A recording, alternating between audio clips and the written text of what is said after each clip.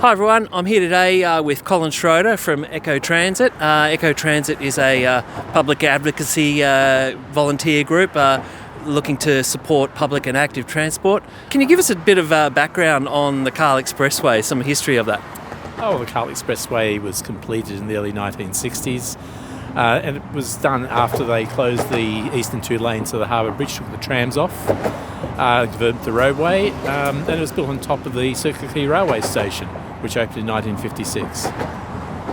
And there's been a lot of talk lately about removing it. Can you just give us a little summary of some of the plans that have been floated recently? Well, a lot of people complain about the fact that the Cahill Expressway divides the city from the harbour. And it does, and it probably should never have been built this way, but it has been built this way. So then you've got to work out whether it's worth spending billions of dollars removing a public asset, and that money could be spent better elsewhere. I heard there's some plans to totally underground the city circle, to turn this into a high line. What's Eco Transit's proposal for this? Well, I think we should use the asset and use this to our advantage. Now, one thing we could do is, instead of taking all the buses from the north side of the harbour into the city, we could turn them onto the Cahill Expressway and make this a public transport interchange. With a little bit of re-engineering, the top of the Cahill Expressway could have a bus lane each way, and it could have one road lane each way as well. So you preserve the use of it, but you use it to get the buses out of the city. And some of the obnoxious traffic as well. Yes, and that would make better utilisation of what is the public asset. Instead of, as I said, spending billions of dollars removing it or turning it into a high line or undergrounding the railway line through Circular Quay, which would cost, I don't know, a conservative estimate, maybe $5 billion, probably more, because it's going to be below the level of the harbour. So just the construction to keep the water out is going to be incredible. Right. So you're talking about having buses running along here, and you just perhaps have an escalator down here straight down to the platform? I think you'd have lifts and escalators down to the platform, or stairs down to the platform, right. Plus stairs and lifts down to the road level, so people could come up from the north side, interchange with the ferries directly, or the light rail, or the rail line. It just makes sense to turn this into a transport interchange and free the city from a lot of the bus traffic. So that bus interchange would sort of take over some of the functions of the one behind Wynyard? Yes, I think so, yes. Yeah. And people could then utilise the light rail to get into the city. Right.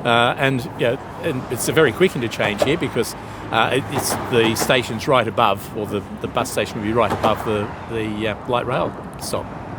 And the buses here, you said they would go up here, and then tell me about that. Well, I think you could have a roundabout near the Conservatorium of Music, so the buses could just go off the top of the Cahill, turn around and come back and pick up passengers in the opposite direction.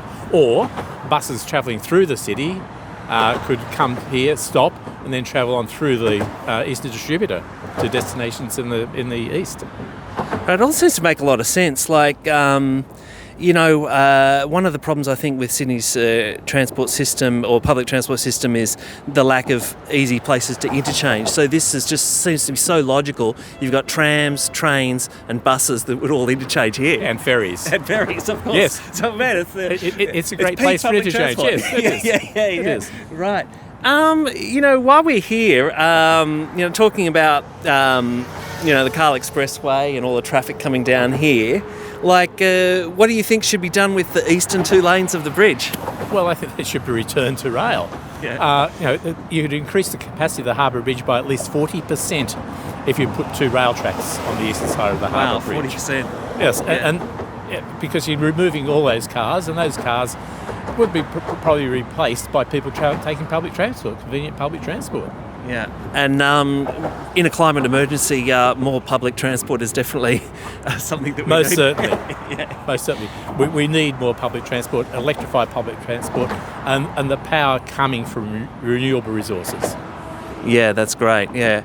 Okay, well, it all sounds so good. So tell us, what can people do if they're interested in Eco Transit and Eco Transit's plans? Well, they could join Eco Transit, join our mailing list, so they can keep up to with events that we hold and what our ideas are for the future of public transport and active transport in Sydney. Great. Well, thanks very much for your time, Colin. It's a pleasure, Andrew. See ya.